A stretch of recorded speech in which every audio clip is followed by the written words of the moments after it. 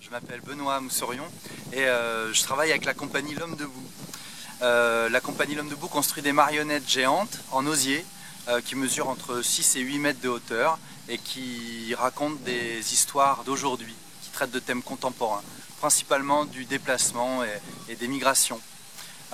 Ici on est à Lagore, juste à côté de La Rochelle. On est accueilli par le Centre national des arts de la rue et la commune de Lagore qui, en collaboration, ont construit plusieurs moments de résidence pour nous.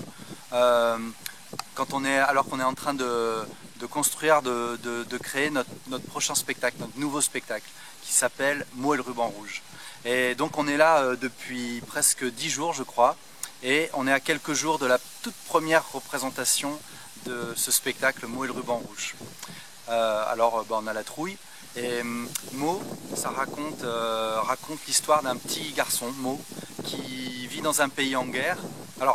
Mo traite d'un sujet qui n'est pas rigolo, mais nous on veut en faire un spectacle joyeux et même enfantin, familial.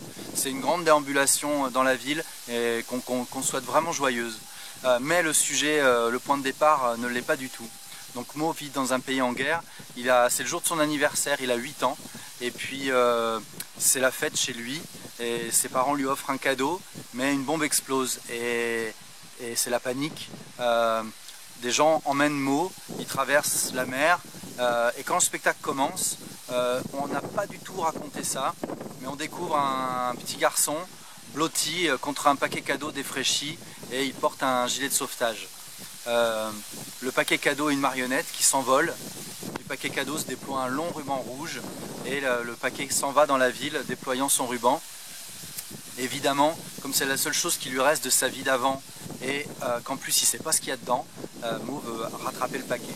Et ça donne lieu à un parcours dans la ville pendant lequel il va rencontrer plusieurs personnages qu'on a imaginés issus d'un goûter d'anniversaire. Donc il y a un peloton de bougies géantes qui serait censé l'intimider. Il y a des flèches d'anniversaire qui lui indiquent son propre anniversaire et qui l'emmènent dans des directions un peu farfelues.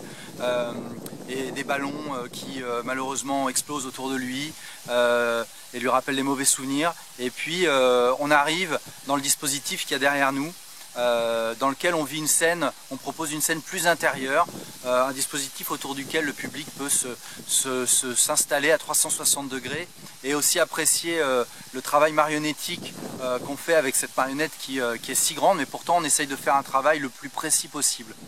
Et voilà, et c'est un spectacle qui s'est inspiré des recherches d'un neuropsychiatre qui s'appelle Boris Cyrulnik, qui a développé un concept qui s'appelle la résilience, qui parle de comment, à partir d'un traumatisme, après avoir vécu un traumatisme, on arrive à un nouveau développement, à une possibilité d'une nouvelle vie, on va dire. Et donc ce dispositif, il traduit un moment qu'il a vraiment identifié comme, il écrit de la chenille au papillon. Donc voilà, ce spectacle se termine sur une espèce de métamorphose, comme ça, une transformation.